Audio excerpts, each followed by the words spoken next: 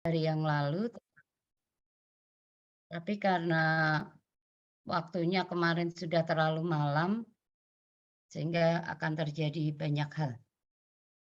Baik, kita akan mulai, ini materi tentang konsep dasar, jadi ada beberapa hal yang perlu pemahamannya. Silahkan untuk bisa nanti sekalian sharing, kalau ada yang mau bertanya silahkan bertanya. Kalau ingin menambahkan silahkan ditambahkan, jangan lupa sebutkan namanya supaya kita bisa, melakukan komunikasi dengan baik.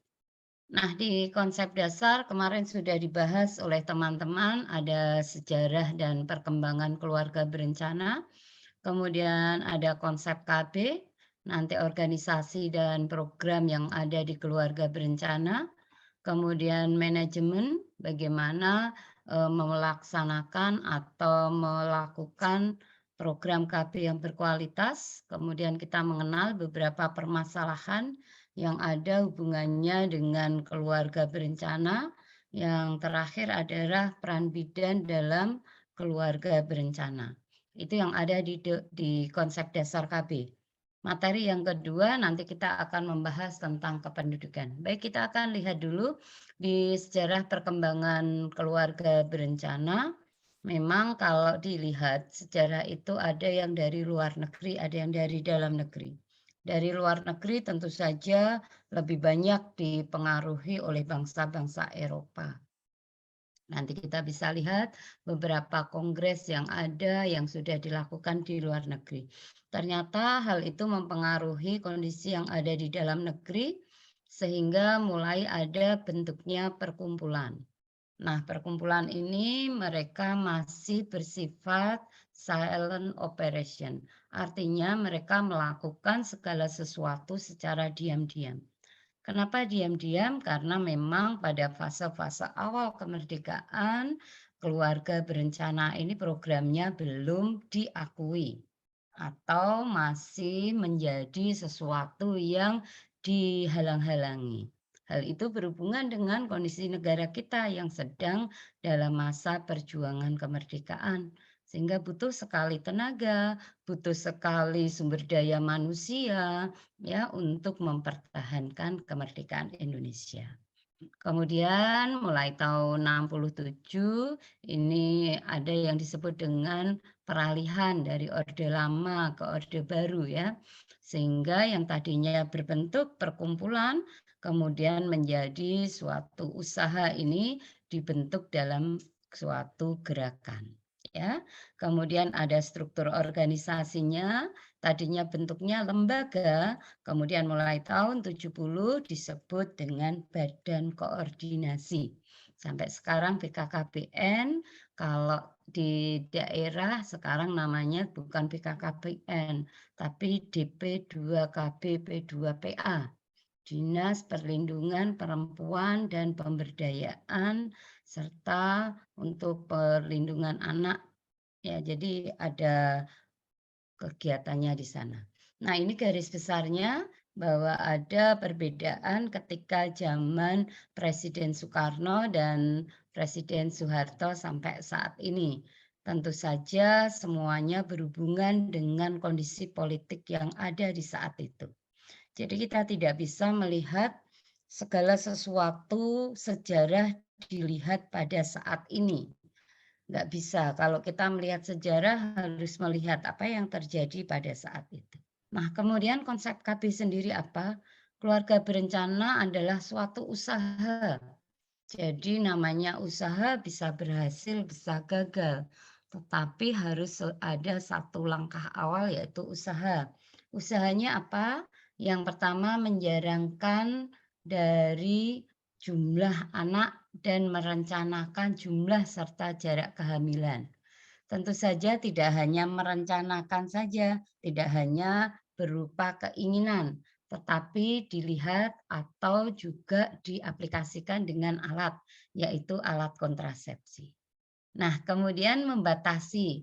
Harapannya bagaimana batasannya? Harapannya anaknya ya 2 atau maksimal 3 saja. Kalau di gambar tadi 2 anak cukup. Kemudian usaha untuk mengatur penjaringan kelahiran ini bisa dilakukan sebagai upaya mencegah kehamilan, bukan upaya untuk mengeluarkan kehamilan. Walaupun nanti ada beberapa kasus tertentu masih diizinkan. Ya, kemudian yang lainnya adalah mengatur keturunan. Di luar negeri disebut dengan family planning. Bagaimana planning parenthood ini atau kondisi-kondisi yang membentuk keluarga itu secara terencana, sehingga keluarga yang ada adalah keluarga yang baik. Kemudian keluarga berencana ini adalah tindakan yang harus direncanakan oleh pasangan suami istri. Jadi tidak bisa keputusan hanya istri saja atau suami saja. Tetapi ini adalah pasangan.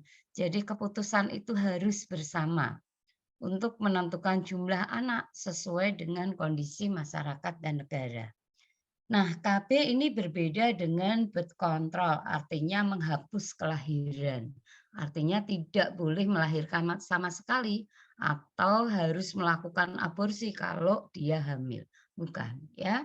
Jadi di sini adalah upaya supaya dia tidak terjadi kehamilan. Kalau sudah terjadi kehamilan, supaya kehamilannya berjalan dengan lancar.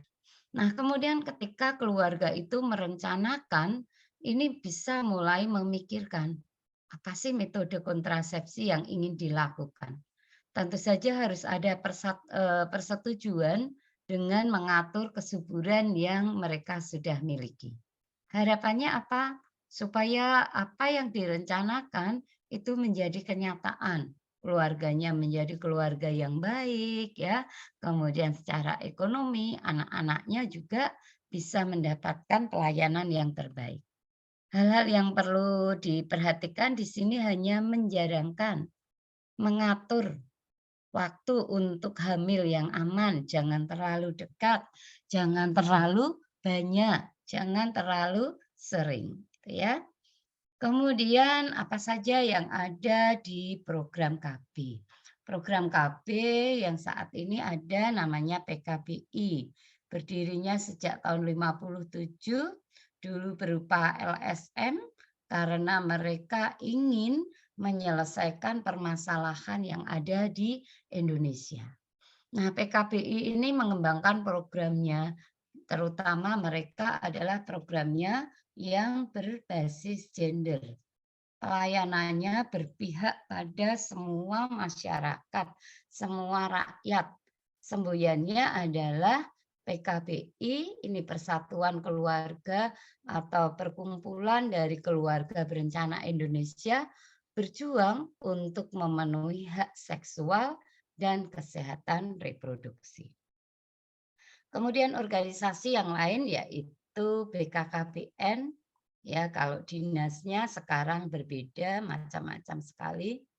Nah, di visi dari BKKBN adalah terwujudnya negara Indonesia yang maju, berdaulat, mandiri, memiliki kepribadian dan gotong royong. Tentu saja semuanya ini sesuai dengan Pancasila dan Undang-Undang Dasar Negara Republik Indonesia. Misinya adalah ingin agar kualitas manusia di Indonesia meningkat, tidak hanya jumlahnya saja, tapi warga di Indonesia menjadi masyarakat yang pintar, masyarakat yang memiliki kualitas berdaya saing.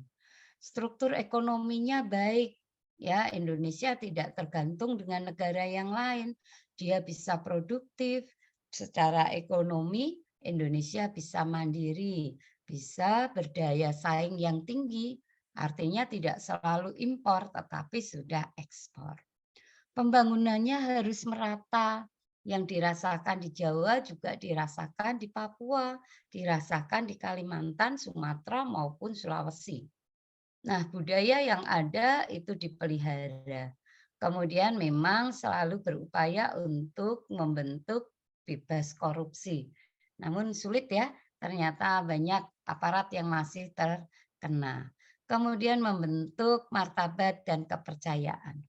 Nah, ketika Anda kuliah memang tugas kami adalah mendidik, tidak hanya mengajar. Kalau hanya mengajar, maka kami hanya memberikan materi.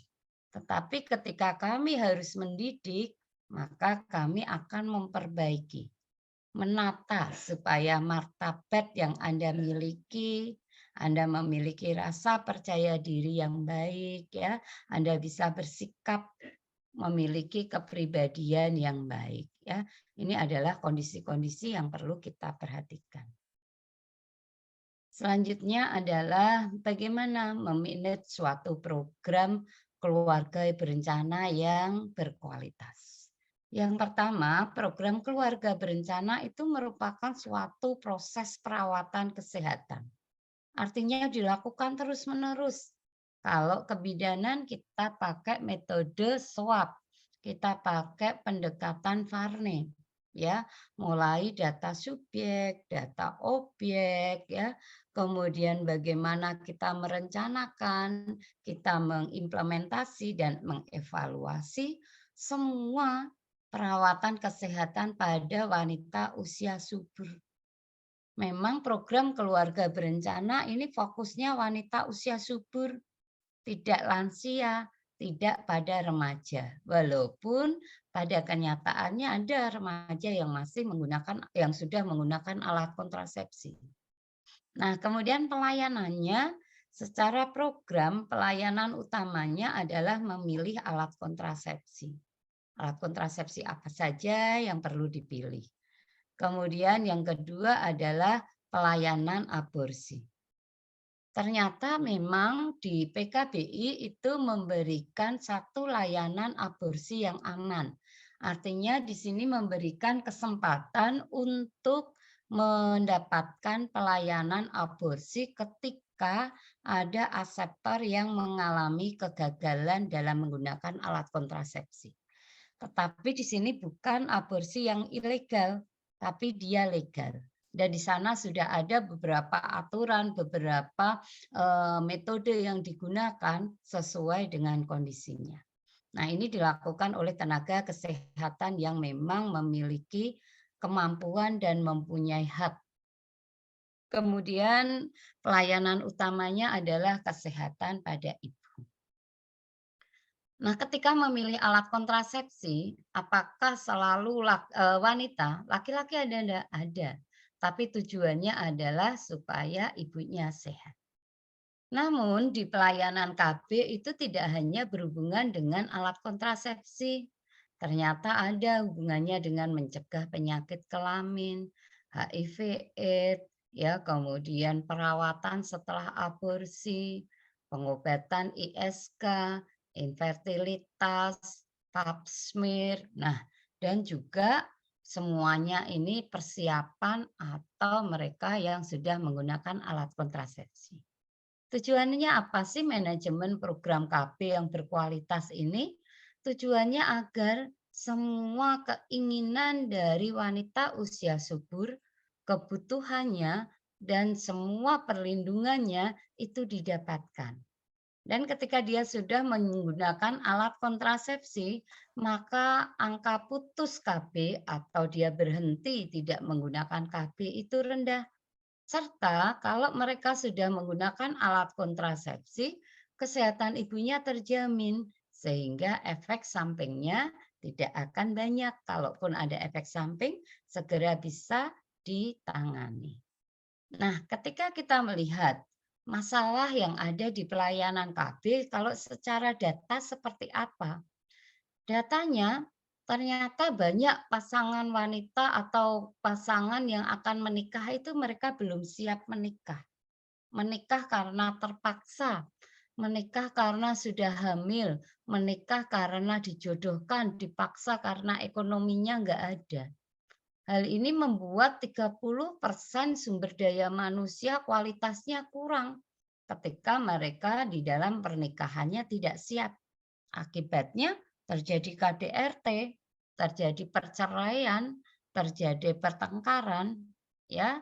Ada juga mereka yang menyia-nyiakan atau tidak melindungi anaknya. Permasalahan yang kedua adalah mereka atau di Indonesia masih banyak orang yang menikah muda. Pernikahan sebelum usia 20 tahun itu kalau menurut survei dihitungnya 1 dari 9 anak. Jadi kalau ada 90 anak, 10 anak itu sudah menikah. Wis, ngeri ya, nanti Anda bisa lihat teman-teman, teman SD-mu berapa yang sudah menikah gitu ya, mereka menikah usia berapa gitu ya. Nah, ketika mereka menikah di usia yang masih anak atau kawin bocah, mereka belum memahami bagaimana cara merawat bayi, cara merawat kehamilan, cara merawat anak. Lah wong merawat diri sendiri aja belum bisa, sehingga resiko kejadian stuntingnya meningkat. Masalah dalam pelayanan KB selanjutnya adalah melahirkan di usia muda. Ya karena dia menikahnya usianya muda, maka melahirkannya usianya juga muda. Nah, kasusnya ketika wanita itu melahirkan di usia yang muda, angka prematuritas atau kejadian melahirkan umur kehamilannya kurang dari 8 bulan itu 20%. Kemudian perdarahannya banyak dan karena dia sudah melakukan hubungan seks di usia yang muda, maka kemungkinan terjadi CA cervix meningkat. Kemudian karena SDM-nya kualitasnya kurang, menikah di usia muda. Nah, di sini pengetahuan tentang edukasi tumbuh kembang anak juga kurang. Perhatian keluarga muda pada 1.000 hari pertama kehidupan itu tidak penuh, sehingga memberikan gizi pada anaknya juga tidak diperhatikan. Yang penting anaknya diam, dikasih ciki, dikasih air minum manis yang banyak, tidak diberi ASI eksklusif. Karena mereka tidak paham 1.000 hari pertama kehidupan ini apa saja yang harus diperhatikan. Kemudian kurang perencanaan keluarga. Nah, di sini banyak sekali remaja yang tidak tahu bahwa untuk bisa menghadapi kesehatan reproduksi yang baik itu ada 5 perencanaan. Perencanaannya adalah siapkan hidup sehat dengan makan yang bergizi. Selanjutnya, raih prestasi. Ya. Kemudian raih prestasinya lewat apa? Lewat pendidikan. Nah, seperti Anda ini ya, jadi bidan sehingga sekolah bidan. Setelah mau selesai sekolah, lanjutkan karirnya. Miliki pekerjaan yang baik. Jangan sudah jadi bidan malah tidak bekerja, ya. Kemudian juga Anda harus menjadi anggota masyarakat dan anggota keluarga yang baik. Anggota masyarakat yang baik berarti tahu budaya yang ada. Anggota keluarga yang baik dia harus tahu bahwa di dalam keluarga ada prinsip saling asah, saling asih, dan saling asuh. Saling memberikan perhatian, kasih sayang, dan juga membagi pengetahuan. Masalah yang lain adalah peledakan atau banyaknya kelahiran pasca pandemi. Nah, ini setelah dilakukan penelitian, pandemi COVID yang sekitar 2 tahun atau hampir 3 tahun ini ternyata memicu jumlah penduduknya menjadi peningkatan sebanyak 1,25%. Karena WFH, karena banyak orang di rumah, tidak banyak aktivitas, kemudian banyak bidan yang tutup, sehingga pelayanan kontrasepsi sempat terhenti. Nah, akibatnya jumlah penduduk meningkat. Ini beberapa kondisi yang kita lihat. Jadi ini saya lihat dari Tirto, ini data-data bagaimana angka kelahiran itu memang harapannya angka kelahiran walaupun menurun terutama pada usia yang antara 15 sampai 49. Nah, ini beberapa daerah ya. Ini di daerah Aceh, Maluku, dan Papua, serta di Timur Timur. Ini untuk zaman dulu tahun 97 ya. Ini angkanya sudah mulai turun. Kemudian ternyata saat ini banyak yang tidak mau menggunakan alat kontrasepsi. Ya kemarin di pertanyaan ya, ada yang alasannya, tidak sering melakukan hubungan seks, sudah histerektomi, tidak subur ya, sedang menyusui, suaminya tidak di rumah sehingga dia tidak mau pakai alat kontrasepsi. Bisa juga suami atau pasangannya yang tidak boleh. Pasangannya boleh, keluarganya ndak boleh karena dia masih muda sekali. Keluarganya boleh, ternyata keluarga ini sudah mengizinkan agama. Nah, ini angka-angkanya memang ada. Kemudian pendidikan yang kurang, tidak tahu, ada juga orang yang terlalu pasrah, wis pokoknya terserah Tuhan mau dikasih anak berapapun, ndak usah berusaha. Ya, ini beberapa gambaran yang bisa kita lihat. Kemudian ada juga yang takut, ada yang merasa tidak nyaman, ada yang merasa membandingkan dengan efek samping. Nah, ini beberapa alasan kenapa orang ndak mau pakai KB. Sehingga kalau kita lihat harapannya pengguna alat kontrasepsi banyak yang lestari berkurang. Nah, apa yang menjadi peran kita? Nanti silahkan lihat di Peraturan Menteri Kesehatan ya Permenkes, ini tentang izin penyelenggaraan praktek kebidanan dan tentang Undang-Undang Kebidanan yang terbaru tahun 2019 ya. Bidan harus bisa memberikan konseling, harus pintar berkomunikasi. Makanya ketika kita kuliah, kita harus terbiasa dengan berkomunikasi. Ya, kita sampaikan apa yang kurang paham, kita sampaikan apa yang jadi permasalahan. Oh, nggak bisa ikut, oh karena ini, karena berbagai permasalahan. Ya sebenarnya saya juga kasihan ya malam minggu ini harus malam mingguan dengan saya. Ya semoga tidak terlalu lama ya supaya jenengan bisa nanti melanjutkan malam minggu gitu ya. Mohon maaf ya. Kemudian peran bidan sebagai pelaksana, nanti memberikan, alat kontrasepsi. Mengelola kalau kita memiliki klinik, kita harus mendidik karena kita harus bisa memberikan edukasi dan informasi yang tepat. Kita harus menjadi peneliti karena kita supaya tahu, oh alat kontrasepsi apa yang tidak digunakan. Kemudian kita masuk ke materi yang kedua adalah konsep dasar kependudukan. Nanti kita lihat ada 4 temanya, konsep dasar, kualitas, kuantitas, kemarin sudah dibahas teman-teman, populasi berdasarkan jenis kelamin dan ukurannya.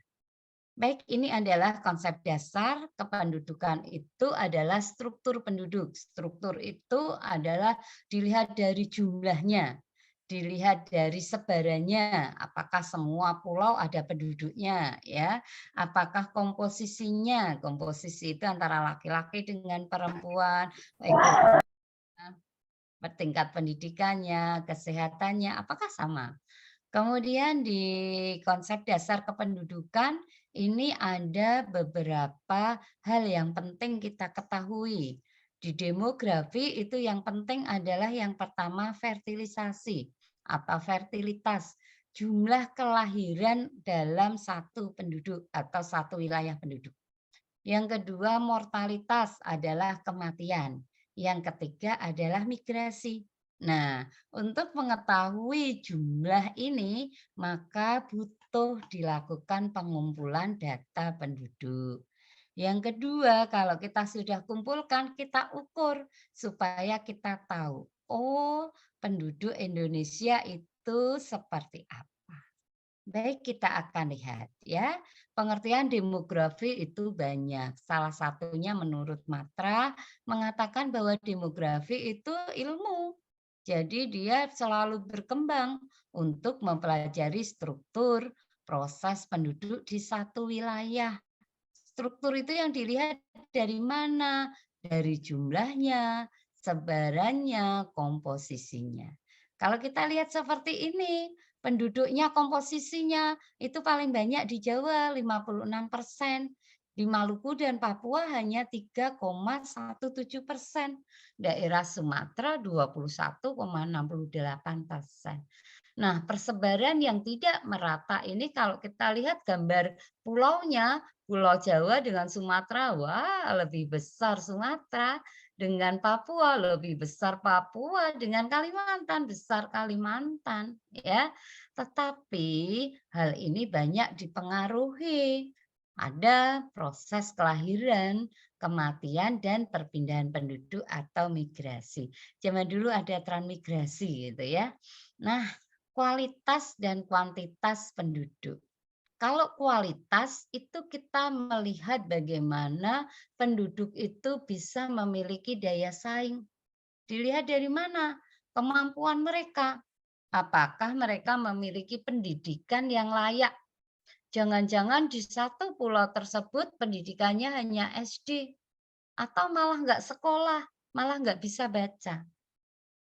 Kualitas penduduk dilihat dari kesehatan, angka kematian ibu, angka kematian bayi. Ya, di sini penting sekali.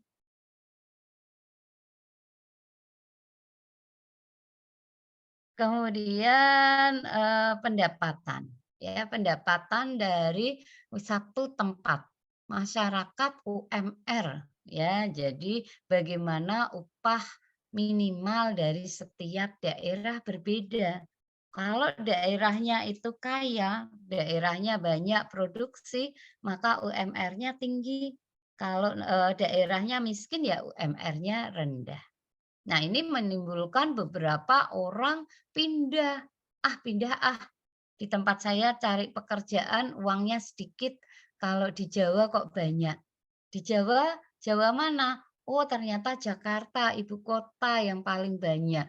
Sehingga seringkali banyak terjadi urbanisasi, ya, perpindahan dari desa ke kota, kaum urban.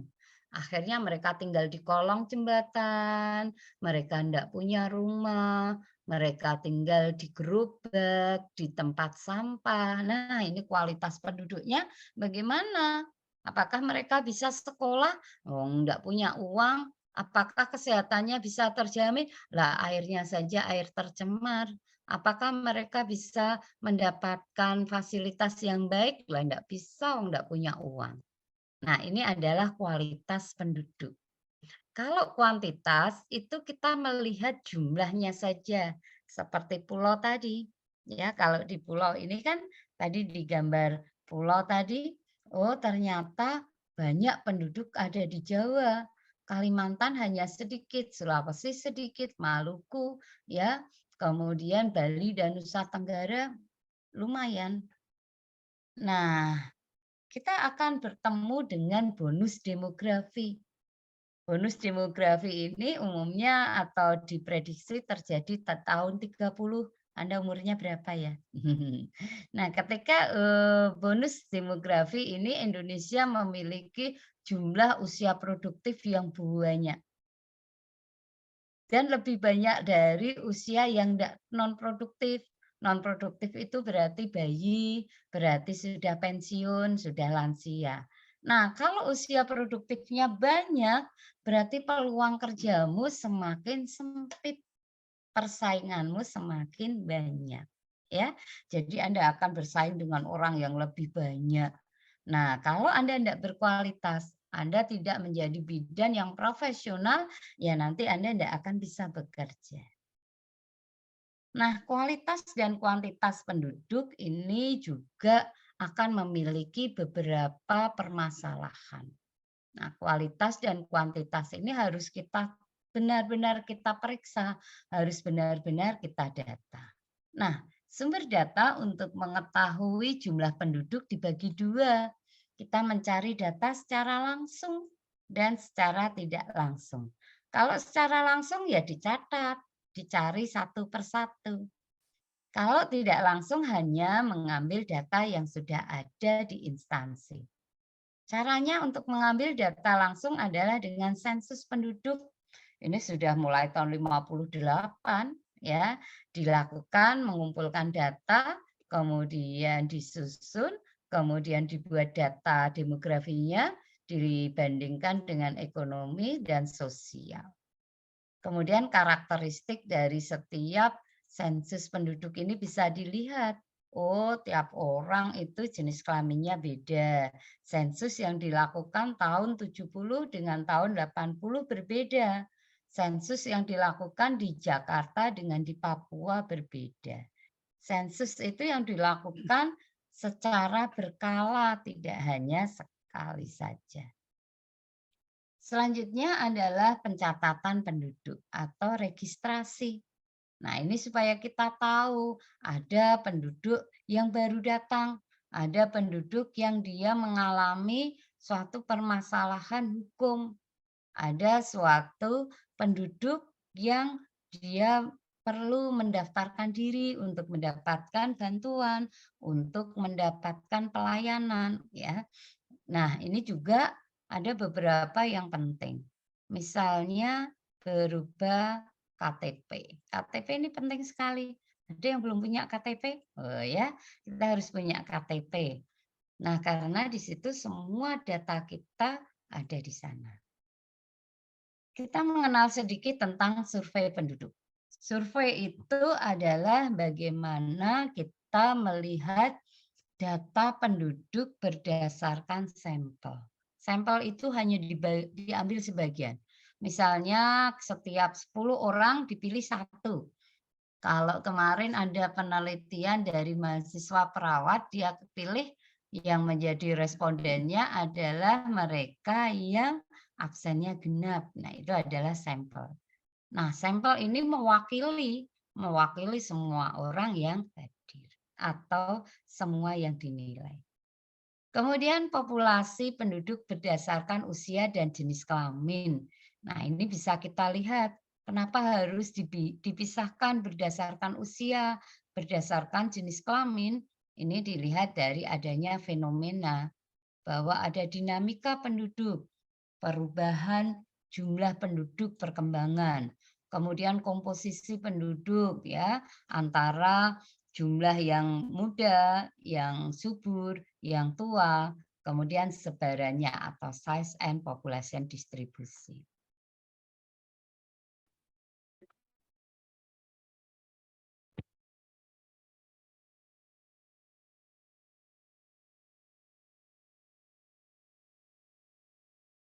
Maaf ya. Kemudian fungsi pengelompokan penduduk. Kenapa penduduk itu harus dikelompokkan berdasarkan eh, beberapa jenis kelamin atau usia gitu ya. Karena kita lihat ternyata penduduk itu bisa kita perhatikan. Human resources ini adalah sumber daya manusia. Kalau ternyata banyak laki-lakinya, pekerjaan yang berhubungan dengan tenaga kasar itu banyak. Kalau banyak perempuannya, wah, lah ini kehamilannya akan banyak gitu ya. Selanjutnya kita bisa membandingkan daerah atau pulau yang penduduknya banyak dengan pulau yang penduduknya sedikit. Kemudian komposisi berdasarkan usia. Ya, oh ternyata di satu daerah ada yang lebih banyak orang yang tua. Nah, sekarang saya ingin bertanya dulu deh. Coba Anda ceritakan bagaimana komposisi penduduk yang ada di tempat Anda. Coba Anda perhatikan di satu wilayah, misalnya RT atau satu wilayah yang berupa desa, boleh. Nah, siapa yang ingin menyampaikan bagaimana struktur penduduk di tempat jenengan? Lebih banyak usia berapa dan lebih banyak jenis kelamin apa? Oke, silahkan. Siapa ingin menyampaikan?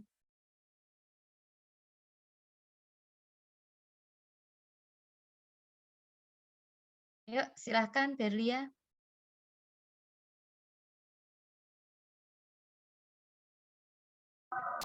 Mohon maaf itu saya kurang tahu kalau di daerah saya sendiri, tapi kalau dulu di waktu di SMA gitu Bu, boleh nggak? Maksudnya kalau di tahun saya gitu, di SMA saya itu lebih banyak ceweknya daripada cowoknya. Di kelas saya sendiri itu ada berapa orang ya? Ada 30 lebih, terus cowoknya itu cuma ada 4. Wah, laris Jadinya no, ya. Ceweknya cowoknya 4 ya jadi primadona ya no. cowoknya cuma 4 di saya. Iya. Kira-kira bagaimana Mbak, suasananya ketika, cowoknya lebih sedikit dibanding ceweknya? Jadi kadang suasananya itu kalau ada acara kelas meeting yang butuh cowok itu tuh kekurangan. Jadi Mhm. yang berat-berat itu kurang Ya, untuk berarti kerjanya gitu ya. berat-berat. Nah, itu gambaran betul ya. Jadi gambaran di satu kelas saja pernah terjadi seperti itu. Mungkin yang lainnya bisa juga, silahkan. Sekarang dari kelas B, Dian, Dian, ayo Dian. Ini dari lingkungan rumah saya pas saya masih di Cikarang ya, Bu. Lebih banyak penduduk laki-lakinya dan itu juga yang udah berumur gitu, Bu. Berarti lebih Seperti banyak orang yang sudah dewasa gitu ya. iya, Ibu. Hmm. Soalnya yang kalau pas di angkatan saya kayak tahun-tahun saya masih pada main di luar gitu. Pas saya udah bertambah umur juga, yang anak kecilnya itu malah sedikit. Seperti itu, Ibu. Berarti memang jumlah kelahirannya sedikit gitu ya. Kemudian yang usia-usia kuliah pada pindah ya, pada keluar kota gitu kuliah ya. Yang di Ya, rumah. benar, Ibu. Heeh. Nah, sekarang adakah yang pernah melihat sekolahan SD tutup sekolahannya atau SMP-nya atau memang beberapa SD digabungkan? Siapa yang pernah melihat di sekitarnya? Izin masuk Ibu, Ya, saya silahkan. Mhm. Daerah em, mana, Mbak? di daerah saya itu kan ada, oh di daerah Mondokan Ibu, Sragen. Oh ya, Sragen, Jawa Tengah ya. Heeh. Ya, Gimana ceritanya? itu sekolah SD Ibu yang tutup karena kekurangan murid Ibu.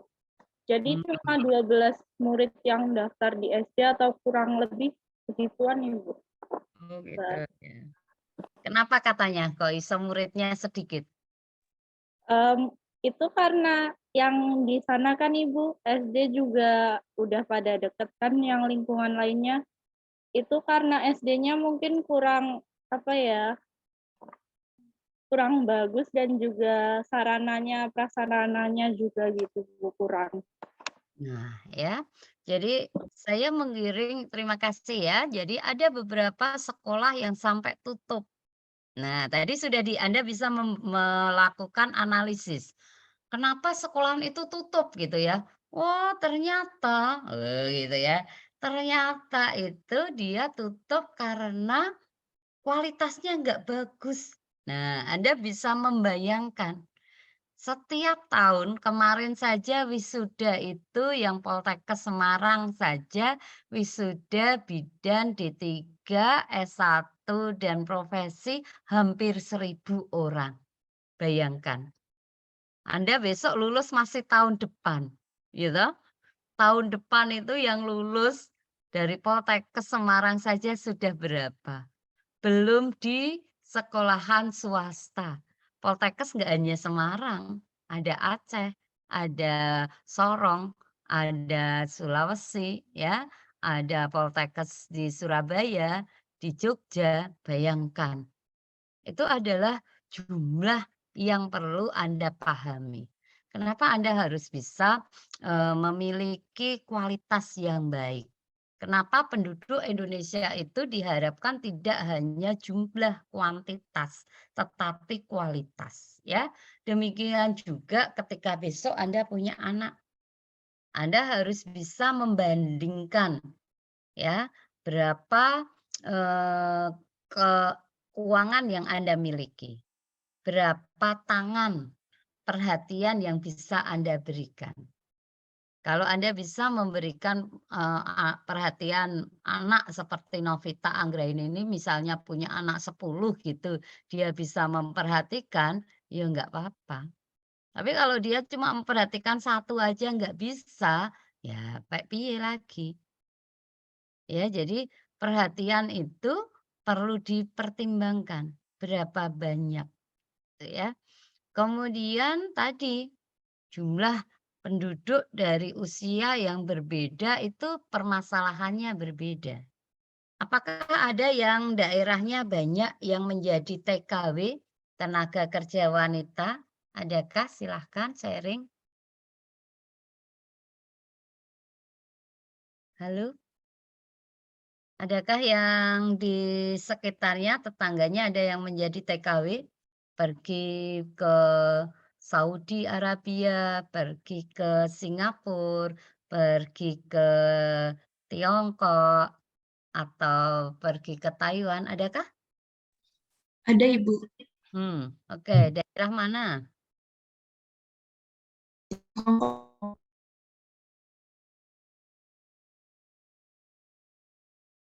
Anda tinggal di daerah mana, Mbak?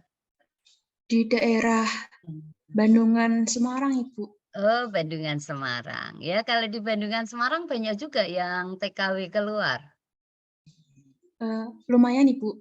Oh, gitu. Tak pikir mereka malah tidak bekerja di ini. Kan di Bandungan daerahnya subur ya. Pertaniannya banyak ya. Jadi, Ibu, banyak juga yang TKI. Oh, gitu ya. Saya malah baru tahu. Setahu saya justru karena daerahnya subur, tempat wisata gitu ya. Daerah Bandungan itu enak. Tuh, kapan-kapan main ke Bandungan rame-rame, kelas A, kelas B gitu ya. Ngadakan kuliah bersama di sana atau buat tugas di sana ya. Sambil jalan-jalan nggak apa-apa, sambil jalan-jalan jangan bisa melakukan pembelajaran atau menyelesaikan tugas nggak apa-apa. Daerah Jimbaran enak ya. Saya beberapa saat yang akan datang baru mau jadwalkan supervisi Sumowono dan Jimbaran ya.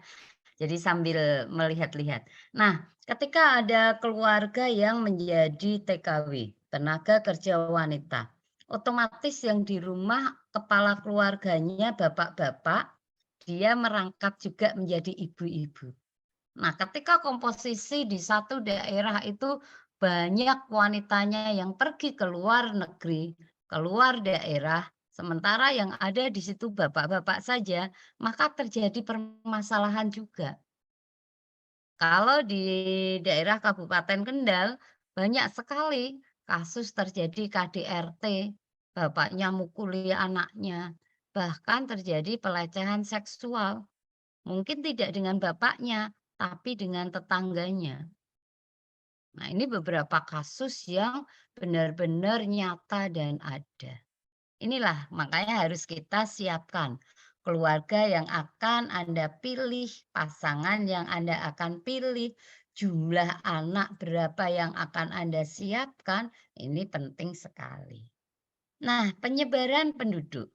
Penyebaran penduduk itu bisa dipengaruhi karena memang satu tempat wilayah itu terlalu padat atau karena tuntutan pekerjaan.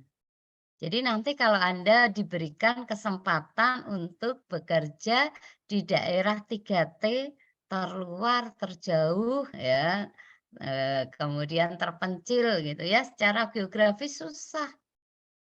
Kemudian juga secara administratif politis dia jauh dari pusat kota.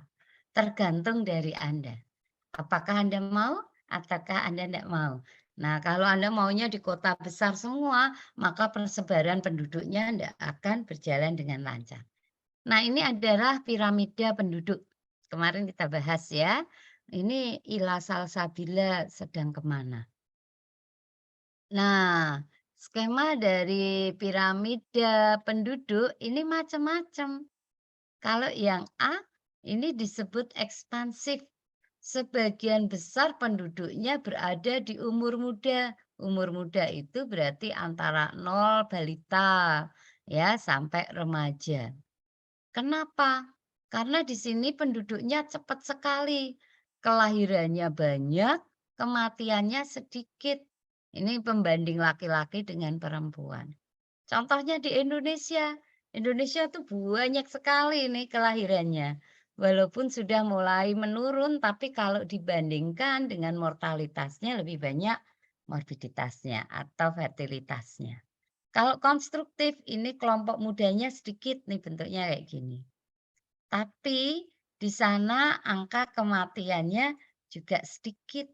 Nah, ini contohnya di Jepang, di Swedia. Orang sekarang di sana tidak suka menikah, tidak suka punya anak, maka angka kelahirannya sedikit. Kalau tidak ada orang yang hamil, ada angka kematian ibu, ya nggak ada yang hamil. Ya, kemudian kalau station ini adalah hampir sama. Yang lahir dengan yang mati ya hampir sama statis. Ini misalnya daerah Jerman.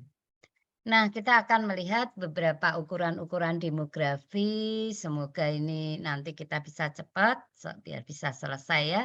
Ukuran demografi dilihatnya dari kelahiran dan kematian. Kemarin ada yang nanyakan, apakah harus sama Bu? Ya harus ada datanya, ya harus ada datanya. Kalau nggak ada datanya terus piye? Nah ini ya ada lahir hidup, ada lahir mati, ada abortus, ada masa reproduksi. Nanti dibaca sendiri ya. Nah, ngukurnya bagaimana? Angka kelahiran kasar, crude birth rate ini ya. Tingkat kelahiran kasar CBR ini dihitungnya dari jumlah kelahiran pada tahun tertentu. Misalnya tahun 2002 yang lahir 1000. PM jumlah penduduk dalam pertengahan tahun itu. Misalnya pada bulan Agustus itu berapa jumlah penduduknya. Kemudian dikalikan 1000. 1000 itu konstantanya. Kelebihannya apa? Ngitung pakai kelahiran kasar, dia lebih cepat, sederhana. Kekurangannya ya ini tidak bisa dipisahkan. Yang laki-laki berapa, yang perempuan ya berapa gitu ya. Kemudian ada angka kelahiran umum secara keseluruhan, menghitungnya adalah pada wanita yang usia 15 sampai 49 atau 15 sampai 44. Ini rumusnya ya. Kekurangannya tidak membedakan antara kelompok itu. Kemudian angka kelahiran menurut umur. Umurnya intervalnya usia antara ini dengan ya 15 sampai 49. Ya, ini dihitungnya jumlah kelahiran bayi pada kelompok umur interval tertentu. Misalnya bayi pada umur 0 sampai 6 bulan. 11 sampai 12 bulan. Ya, karena bayi kan maksimal 12 bulan dan seterusnya.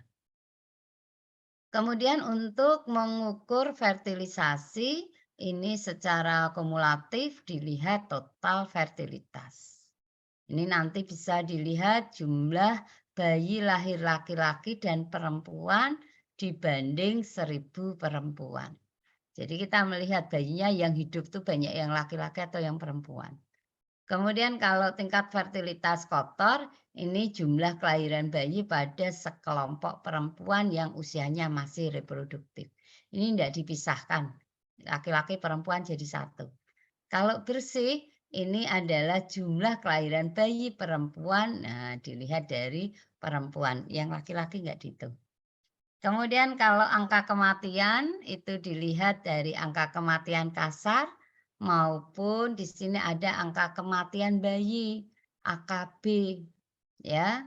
Kemudian ada juga rumus nanti angka kematian ibu. Ini angka kematian balita. Ini kalau balita sampai 5 tahun ya. Kemudian tapi di sini dia penghitungannya hanya sampai 4 tahun karena memang di bawah 5 tahun ya. Kalau ibu, angka kematian ibu yang penting akibat dari kehamilannya, bukan karena kecelakaan. Kalau ada wanita hamil kemudian kecelakaan dan meninggal, dia tidak masuk di angka kematian ibu, tapi kematian secara umum.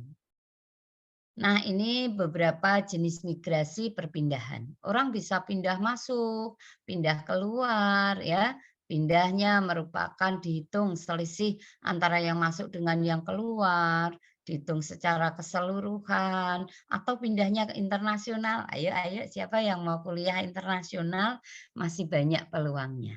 Ya, saya kira itu untuk hari ini. Jadi keluarga berencana harapannya adalah membentuk keluarga yang sejahtera dan akhirnya bisa meneruskan generasi yang baik. Oke, kalau ada yang ingin ditanyakan silahkan. Kalau tidak ada, kita akhiri dan kita akan mencari waktu lagi untuk luring ya, karena besok sudah mulai beberapa bentuk praktikum. Jadi silahkan cari modulnya, siapkan untuk praktikum-praktikumnya. Oke, terima kasih. Silahkan kalau ada yang ingin bertanya. Izin masuk Ibu, izin Ayo, bertanya. silahkan. Mm-mm.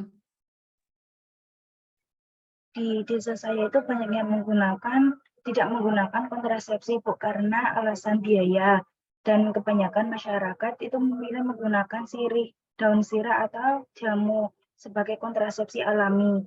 Lalu tanggapan kita sebagai bidan itu bagaimana Ibu, membolehkan atau sedikit demi sedikit memberi konseling begitu Ibu? Terima kasih. Ya, oke. Wah, menarik sekali ini ya. Jadi dia menggunakan daun sirih untuk apa? Bagaimana metodenya, Mbak? Nanti dibuat jamu begitu Ibu. Jadi sirih nanti Sirih. dikasih asam gitu Bu. Mm-mm. Nanti diminum gitu. Katanya itu mengeringkan rahim. Itu setiap hari diminumnya. Iya Ibu. Sekarang bisa dilihat rata-rata di daerah jenengan itu berapa jumlah anaknya? Banyak Ibu. Mungkin karena itu tidak efektif begitu Ibu. Ya, itu jadi salah satu pembuktiannya seperti itu. Bidan adalah seorang peneliti. Jadi ketika dia meneliti, dia melihat fenomena yang ada, ya, membandingkan antara teori dengan kenyataan. Secara teori, untuk mengatur angka kelahiran, membatasi itu menggunakan alat kontrasepsi. Tetapi masyarakat menggunakan budaya, dia pakai kepercayaan bahwa sirih dan kunir asem bisa mengeringkan. Nah, sebagai bidan apa yang perlu dilakukan? Yang pertama adalah melakukan penelitian. Apa yang diteliti? Yang pertama dilihat dari ekornya, efeknya. Karena katanya kan dia mengeringkan supaya tidak punya anak. Kenyataannya anaknya banyak. Yang kedua adalah Anda harus melakukan penelitian dengan mencari referensi yang berhubungan manfaat atau akibat atau efek penggunaan kunir dan daun sirih. Apakah itu menyebabkan bentuknya kontrasepsi atau justru melancarkan perdarahan atau dia memberikan satu perlindungan seperti antibiotik gitu. Nah, itu dilihat dari teorinya. Ya, jadi langkah pertamanya adalah mengumpulkan data, yang kedua mengumpulkan teori, yang ketiga kita mulai melakukan edukasi. Nah, edukasi tentu saja kalau kita bisa sendiri ya nggak apa-apa. Tapi kalau kita nggak bisa sendiri, maka kita harus melakukan kerja lintas program, lintas sektor. Nah, siapa pemangku kebijakan? Oh, ini Pak RW. Oh, ini Pak Lurah. Nah, kita harus memberikan edukasi ke Pak Lurah. Kemudian yang kedua adalah siapa tokoh yang paling berperan. Oh, tokoh agama atau tokoh masyarakat. Ada beberapa daerah itu tokoh agama nggak terlalu penting. Tapi ada di satu daerah tokoh agama sangat sentral. Nah, itu pendekatannya ke sana. Kemudian lintas sektor yang lainnya adalah dengan sesama tenaga kesehatan, lintas program ya, dengan dokter, dengan puskesmas, dengan PLKB, dengan kader. Nah, itu kita lakukan kolaborasi. Jadi intinya jangan dibiarkan saja, tetapi kita melakukan satu proses. Mulai dari evaluasi tadi, peneliti apa hasilnya, kemudian kita cari literatur review, kita cari teorinya, yang ketiga dasar itu kita gunakan untuk melakukan edukasi. Nah, kita mau melakukan edukasi kalau kita tidak tahu teorinya kan payah. Mau menjelaskan tentang kondom, lah jenengan aja nggak bisa terus piye. Mau menjelaskan tentang spiral, IUD. Lah Anda saja nggak bisa, ya semakin orang semakin nggak percaya. Jadi ketika kita mau berperang, siapkan perlengkapannya. Harus ada senapan, ada isinya, ada pakaian pelindung diri, dan juga ada sasarannya. Kalau enggak seperti itu enggak bisa. Gitu Mbak, terima kasih ya. Wih, keren sekali yang disampaikan. Ji, Ibu, terima kasih banyak atas jawabannya. Oke, adakah yang masih ingin sharing lagi? Saya Ibu. Boleh, silahkan. Baik Ibu, sebelumnya saya Yunita dari kelas A izin bertanya. Di tempat saya itu ada beberapa orang yang beranggapan kalau memakai KB itu mereka akan menjadi gemuk, Bu. Karena memang badannya itu setelah mereka kan gemuk ya, Bu. Nah, memakai KB itu nggak mau kalau nanti badannya itu gemuk lagi. Nah, padahal itu keluarganya sudah memberikan edukasi, bahkan bidannya juga memberikan edukasi, namun orang tersebut itu masih bersikeras tidak mau memakai KB. Nah, sehingga anak-anaknya itu jadi banyak, Bu, rentannya itu masih kecil-kecil sudah punya adik, padahal ekonominya itu rendah, Bu. Nah, lalu bagaimana ya, Bu, cara mengatasinya? Terima kasih. Ya, oke, terima kasih. Nah, ini adalah hubungannya dengan demografi tadi, ya. Ketika seseorang itu memiliki kualitas hidup yang tidak cukup, maka efeknya adalah kuantitas jumlah anaknya banyak. Kenapa bisa seperti itu? Dia tidak punya pengetahuan alat kontrasepsi yang betul itu seperti apa. Karena dari mana kita tahu kalau pengetahuannya kurang? Dia beranggapan bahwa orang yang menggunakan alat kontrasepsi pasti menjadi gemuk. Saya juga, ya. Kalau kita sudah punya anak memang tumbuhnya ndak ke atas, tumbuhnya ke samping gitu ya. Dulu saya pernah punya berat badan 40 nggak ada, 38 gitu ya. Nah, sekarang kalau mau 50 saja bertahannya susah sekali ya. Pasti naik, nanti turun lagi, naik lagi, oh, gitu ya. Nah, namun apa namanya, alat kontrasepsi itu seringkali orang salah. Orang hanya tahu alat kontrasepsi suntik dan pil. Artinya, dia hanya mengenal alat kontrasepsi hormonal. Sementara alat kontrasepsi hormonal pun dia hanya mengenal yang murah meriah. Tentu saja ada harga, ada rupa. Ada harga, ada kualitas. Kalau memang pengen nggak gemuk, maka pilihan utamanya jangan pakai alat kontrasepsi yang hormonal. Ada enggak? Ada. Ya, kalau dia enggak pengen gemuk, ya jangan pakai yang hormonal. Kalau dia anaknya sudah banyak, kenapa harus pakai alat kontrasepsi? Kenapa enggak pilih kontap saja? Kontrasepsi mantap, ya. Nah, tentu saja dia tidak akan tambah gemuk karena setelah kontap dia tidak akan punya anak lagi dan dia juga bisa menjaga kebersihan dirinya sendiri. Kemudian yang lainnya lagi adalah ketika kita akan memberikan edukasi, jangan kita merendahkan orang tersebut. Kita harus mencoba memahami dulu, apa sih persepsi dia? Mana pemahaman dia yang kurang betul. Kalau tadi pemahamannya adalah, oh pakai alat kontrasepsi selalu gemuk. Iya, kalau dia menggunakan alat kontrasepsi yang hormonal, salah satu efeknya adalah penambahan berat badan. Besok ya di pertemuan KB hormonal kita bahas. Kenapa bisa hormonal itu menambah berat badan? Gitu ya. Tetapi pada prinsipnya seperti itu. Semakin dia ndak pakai KB, ya semakin anaknya banyak. Mungkin saat ini dia sehat, persalinannya gampang. Tapi kita nggak tahu ketika anak ketujuh, nah terjadi prolapsus uteri, uterusnya balik keluar, ikut keluar ketika plasentanya lahir. Terus apa? Kalau dia perdarahan, belum anaknya banyak, nggak punya pekerjaan, stunting semua. Sekarang gizinya buruk, stunting, setelah dewasa anaknya bodoh, anaknya tidak bisa bekerja, anaknya tidak memiliki kesempatan untuk bersaing. Nah, ini adalah yang perlu kita sampaikan. Jadi hampir sama seperti tadi. Anda adalah metodenya melakukan penelitian. Tetangganya, berapa di antara tetangganya itu dibagi. Ada yang pakai alat kontrasepsi, ada yang enggak.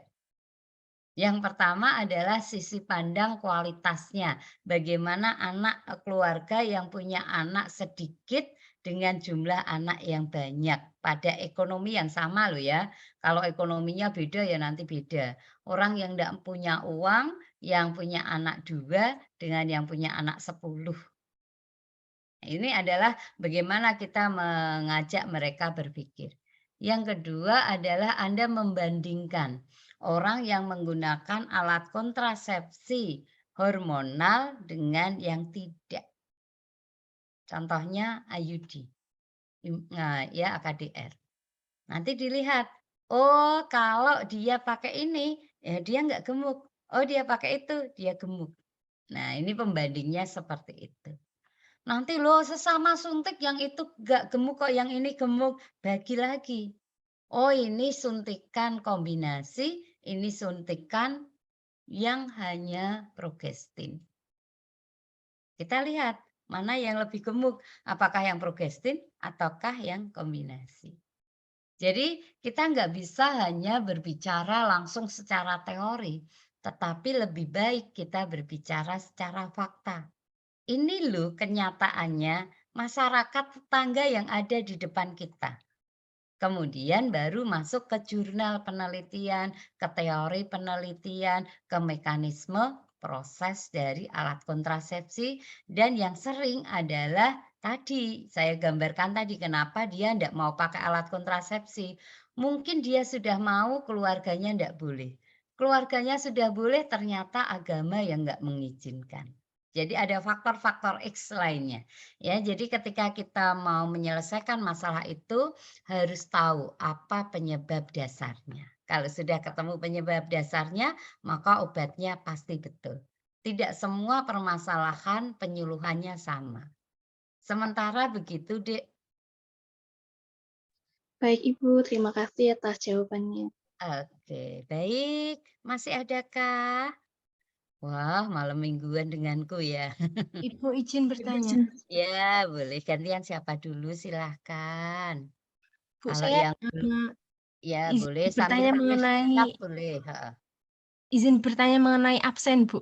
Ah, kenapa absennya? Absennya belum ada dari pertemuan sama Ibu yang pertama di Iya, LT. betul. Iya, kemarin saya baru bilang sama Mbak ini ya, Mbak saya lihat healthy-nya kok belum ada. Terus kemudian baru ada, nanti saya bukakan. Ya, besok kita sekali jalan kita akan presensi. Udah UTS belum? Belum, Bu. Oh, belum ya? Saya sudah kirim soal. Oh, ya, sudah. Nanti kita lihat ya. Sambil baik nanti untuk presensi di Healthy, saya buka hari Senin ya. Hari Senin nanti saya buka, Anda bisa presensi berarti dengan saya berapa kali? 3 kali kah? Nanti dihitung ya. Nanti sekalian beberapa tugas disiapkan dulu, nanti sekalian di-upload di sana. Ya, oke baik untuk absen nanti presensi hari Senin saja ya. Yang sakit-sakit, yang kemarin nggak masuk biar bisa masuk semua. Oke begitu, ada lagi? Terima kasih, Bu. Oke siap. Ibu izin bertanya, Ya. untuk jenis pil KB itu kan salah satunya ada, untuk jenis-jenis KB salah satunya ada pil KB nggih Bu. Ya. Untuk wanita usia subur itu apakah semua boleh minum pil KB ataukah pada wanita dengan kondisi tertentu itu tidak diperbolehkan atau tidak dianjurkan nggih Bu? Soalnya di daerah sini terkhususnya pada ibu-ibu muda itu masih takut menggunakan implan ataupun IUD. Oh gitu ya, terus senangnya pakai pil gitu? Nggih. Atau jangan-jangan bidannya juga yang mengarahkan gitu ya. Karena kalau pil sama enak lagi kalau suntik ya. Suntik sebulan sekali, wah bidannya uangnya banyak, bayangke. Ya, ada ibu yang tinggal di situ 50 Kalau suntiknya sebulan sekali suntik dia masih punya keuntungan 10.000, kalikan saja. Tapi kalau dia pakai IUD sekali pasang untuk 7 tahun. Nah, kan tidak pernah dapat uang lagi. Pakai implan sekali pasang 3 tahun atau 5 tahun, kan tidak dapat uang. Nah, banyak faktor-faktor ekonomi, politik yang bisa kadang-kadang kurang dijalankan. Tadi lupa. Bidan itu adalah pelaksana, tetapi dia pengelola, tetapi dia juga peneliti, tetapi dia juga pendidik. Nah, apakah semua wanita boleh pakai alat kontrasepsi? Boleh selama dia memenuhi indikasi. Ada beberapa yang masuk kontraindikasi. Kalau sudah masuk kontraindikasi, ya nggak boleh. Namanya saja usaha, tetapi jangan sampai usaha itu membabi buta, harus sesuai dengan aturan.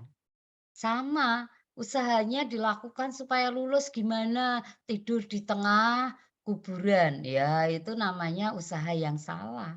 Usahanya harus tepat. Nah ya, jadi harus dipahamkan sama. Kita makan, semua makanan ada. Tetapi tidak semua makanan itu bermanfaat untuk kita. Kalau yang tekanan darahnya tinggi ya dia nggak boleh makan yang banyak sekali daging, banyak sekali garam gitu ya, natrium. Kalau dia memang anemi ya harus banyak yang darah, daging, kacang kedelai, sayur gitu ya. Nah, ikan hewani tadi ya yang banyak darah itu misalnya ada hewani gitu. Nah, itu adalah kondisi-kondisi tertentu. Jadi, apakah alat kontrasepsi itu semuanya boleh dipakai pada semua orang? Boleh, selama satu, dia memenuhi indikasi. Yang kedua adalah ada persetujuan antara dia dan pasangan. Nah, apakah semuanya hanya pil saja? Enggak. Ya, Indonesia menyediakan banyak alat kontrasepsi. Ada pil, ada IUD, ada implan, ya, ada kontak, ada kondom, ada tisu, banyak sekali. Ya, jadi nanti boleh dipilih sesuai dengan indikasinya. Begitu ya, Mbak. Besok kita bahas ya lebih lanjut tentang pil KB yang isinya hanya progestin estrogen atau yang kondar. Baik. Terima kasih, Bu. Oke, adakah masih? Ada yang ingin bertanya? Oke. Nah, monggo kalau masih ada yang ingin bertanya boleh. Kalau enggak ada, saya minta Frista bisa membuat resume. Apa sih yang kita bahas hari ini? Yuk, silahkan Mbak Frista kelas A. Baik Ibu, terima kasih atas kesempatannya untuk saya memberikan resumen dari presentasi kita pada malam hari ini. Di sini yang saya sudah catat terkait materi asuhan kebijakan KB dan konsep dasar KB, itu yang pertama terkait sejarah perkembangan KB. Tadi sudah dijelaskan bahwa dari yang luar negeri ini dipengaruhi oleh bangsa-bangsa yang mana mempengaruhi pastinya di setiap negara yang dalam negeri, dan ini bergerak secara awal-awal ini pada tahun 1967 ini bergerak secara silent operation. Kemudian pada tahun 1968 juga terjadi peralihan orde lama menjadi orde baru yang awalnya ini LKBN menjadi PKKBN. Kemudian pada konsep KB ini, KB atau keluarga berencana ini merupakan suatu usaha yang mana untuk pastinya menjarang jumlah anak, kemudian membatasi jumlah anak, kemudian merencanakan jumlah anak, kemudian menjarak kehamilan, mengatur keturunan, pengaturan kehamilan, yang mana ini dilakukan dengan alat kontrasepsi. Nah, tindakan ini pastinya dilakukan dan disetujui oleh suatu pasangan tersebut. Nah, jika sudah ada perencanaan, sudah ada persetujuan, baru dilakukan atau memilih metode-metode kontrasepsinya. Kemudian Selanjutnya ini ada tentang organisasi dan program KP, di mana pada tahun 1957 ini ada PKBI, Perkumpulan Keluarga Berencana di Indonesia, kemudian juga ada BKKBN yang mana memiliki visi terwujudnya negara Indonesia yang maju, yang berdaulat, mandiri, dan berkepribadian berdasarkan gotong royong, yang mana pastinya visi itu pastinya harus bisa terwujud dengan misi, yaitu menghasilkan masyarakat yang berkualitas, kemudian berdaya saing, produktif, mandiri, dan pastinya bebas korupsi seperti itu. Nah, kemudian untuk yang manajemen program keluarga berencana yang berkualitas, di sini program keluarga berencananya adalah perawatan kesehatan sesuai wanita masa subur. Jadi program KB ini dikhususkan untuk wanita usia subur, yang mana pelayanan KB ini dibagi menjadi dua. Ini ada utama dan ada tambahan. Yang utama ini seperti pemilihan alat kontrasepsi, pelayanan aborsi yang aman dan legal, yang mana dilakukan oleh tenaga kesehatan yang berhak dan kompeten, kemudian kesehatan ibu, dan yang tambahannya ini seperti pencegahan penyakit kelamin, HIV/AIDS, KB ibu, menyusui setelah aborsi, kemudian pengobatan infeksi. Kemudian tujuannya pasti pelayanan KB ini yaitu meningkatkan keinginan, kebutuhan, dan melindungi kesehatan konsumennya. Kemudian ada juga masalah dalam pelayanan KB. Tadi yang sudah Ibu Budi sampaikan, di sini yang pertama ada banyaknya pasangan yang menikah dengan belum siapnya mental, fisik, seperti itu. Akibatnya terjadinya banyak kasus KDRT, kemudian perceraian, pertengkaran, seperti itu. Kemudian di Indonesia juga masih ada masih budaya menikah dini pada beberapa daerah. Nah, ini biasanya itu di bawah usia 20 tahun. Akibatnya mereka ini belum memahami cara merawat anak, dan hal tersebut bisa mengakibatkan banyaknya kasus stunting. Kemudian ada permasalahan yaitu melahirkan di usia muda, dengan pastinya mengakibatkan angka prematuritas yang tinggi, seperti itu. Kemudian ada masalah juga di mana SDM-nya ini kurang pengetahuan dan pendidikannya, sehingga mereka kurang mengetahui cara merawat anak sehingga tumbuh kembang anak ini berkurang, seperti itu. Kemudian banyaknya ledakan kelahiran pasca pandemi, di mana pertumbuhan penduduk ini sampai 1,25%, seperti itu. Dan pastinya ada masalah juga kurangnya perencanaan keluarga, di mana di sini ada 5 tahap kehidupan tadi yang sudah disampaikan oleh Ibu Budi, yaitu ada pola hidup sehat dengan makanan bergizi, kemudian raih cita-cita melalui pendidikan, kemudian setelah pendidikannya tercapai kita bisa bekerja atau mencari karir yang baik, kemudian menjadi anggota masyarakat dan anggota keluarga yang baik, di mana prinsipnya ini ada ASI, asuh, dan asa, seperti itu. Kemudian tadi juga sudah dijelaskan terkait alasan orang tidak mau pakai KB, yaitu ada karena tidak seringnya melakukan hubungan seks, ini dijadikan alasan. Kemudian sedang proses menyusui, kemudian sudah tidak subur lagi, suaminya sedang bekerja di luar, pendidikan yang berkurang, terlalu pasrah terhadap keadaan atau situasi, jadi kayak walau diberi anak ya rezeki, tidak diberi anak ya juga tidak apa-apa, seperti itu. Jadi terlalu pasrah orangnya. Kemudian takut dan tidak nyaman jika menggunakan alat kontrasepsi ini. Kemudian dari pihak keluarga juga melarang. Ini juga salah satu alasan banyak orang tidak mau pakai KB. Nah, kemudian kita sebagai bidan ada perannya juga di sini. Yang pastinya yang pertama harus bisa memberikan konseling, kemudian bidan sebagai pelaksana, yaitu memberikan alat kontrasepsi, sebagai pengelola jika kita bisa buka praktik sendiri nantinya, sebagai pendidik, dan juga sebagai peneliti. Di mana sebagai peneliti ini bidan tadi sudah dijelaskan oleh Bu Budi, kita harus melihat fenomena yang ada di sekitar kita terlebih dahulu. Setelah itu kita harus membandingkan, mengumpul data, kemudian mencari teorinya. Setelah itu baru kita bisa mengedukasi kepada sasaran kita nantinya. Kemudian juga sudah dijelaskan terkait demografi, di mana demografi ini mempelajari struktur dan proses penduduk di suatu wilayah, yang mana di sini juga dijelaskan terkait bonus demografi, terkait akibatnya dari bonus demografi ini, di mana banyaknya populasi usia yang produktif dibandingkan yang non produktif, sehingga kita itu nantinya pesaingnya itu lebih banyak, sehingga kita harus lebih berkualitas lagi dengan cara ya tadi kita mengikuti pendidikan yang lebih tinggi lagi kalau kita nantinya bisa diberikan kesempatan tersebut seperti itu. Jadi menambah ilmu kita, mengasah kemampuan kita seperti itu agar kita tidak kalah saing. Kemudian juga tadi banyak sekali masih dijelaskan terkait populasi penduduk berdasarkan usia dan jenis kelaminnya, yang mana di sini ada masing-masing fenomena, kemudian fungsi pengelompokan penduduknya, seperti itu.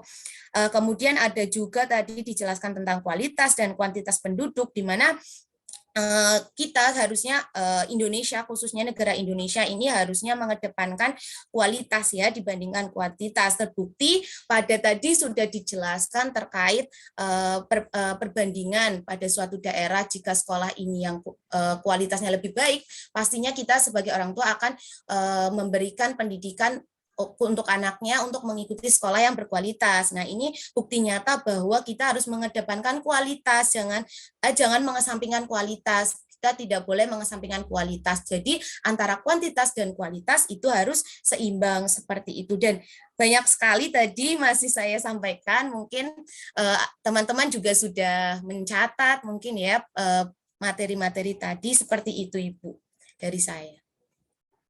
Baik, terima kasih sekali ya, sangat runtut, keren ya. Terima kasih untuk kebersamaan kita hari ini, malam minggu yang semoga penuh berkat. Tidak banyak yang bisa saya berikan, tetapi saya ingin jenengan punya pengalaman. Dan Anda selalu ingin tahu, kalau Anda ingin tahu Anda akan mencari sumber belajar yang lainnya ya. Tetapi yang penting saya sudah memberikan rambu-rambu, saya sudah menyampaikan pokok-pokoknya, tetapi untuk berkembang silahkan. E-book banyak, jurnal banyak, masyarakat juga terbuka untuk kita amati ya. Kita akan bertemu di lain waktu, nanti kita setting untuk luring, tetapi tentu saja kita melihat situasi dan kondisi ya. Yang penting adalah saya hanya satu, kita konsekuensi. Ketika kita mau kuliah berarti kita kuliah. Ketika kita sedang tidak kuliah ya berarti kita bisa melakukan aktivitas yang lain ya. Wong kita kuliah hadir saja banyak yang nggak paham, apalagi kalau kita tidak hadir ya. Dari 105 sekarang tinggal 90 orang. Ya, jadi memang kadang-kadang butuh komitmen. Makanya kelompok maupun PJ-nya silahkan untuk melakukan komitmen dulu dengan teman-teman. Kita akan kuliah berapa lama, bagaimana medianya. Nah, harapannya supaya ketika kita kuliah, kita bisa mengikuti dengan baik. Karena kita lihat, kalau Anda lihat di tayangan, beberapa teman banyak yang off kamera, walaupun yang izin off kamera itu hanya 2 orang, tapi kenyataannya yang tidak berada di layar sangat banyak ya. Nah, ini tentu saja membuat kita kurang nanti pada saatnya penghitungannya kehadirannya kurang ya. Ada Andin, ada Hikmah, ada Anissa, ada Fani, ada Diana, ada Syahrini, ada Nuraila. Ya, silahkan nanti bisa untuk berkolaborasi lagi untuk belajar lebih baik lagi. Jadi disiapkan waktunya, kalau memang waktunya nggak bisa, kita bisa kontrak waktu ya. Oke, terima kasih semuanya, kita berdoa semoga hari ini penuh berkat. Silahkan berdoa menurut agama keyakinannya masing-masing.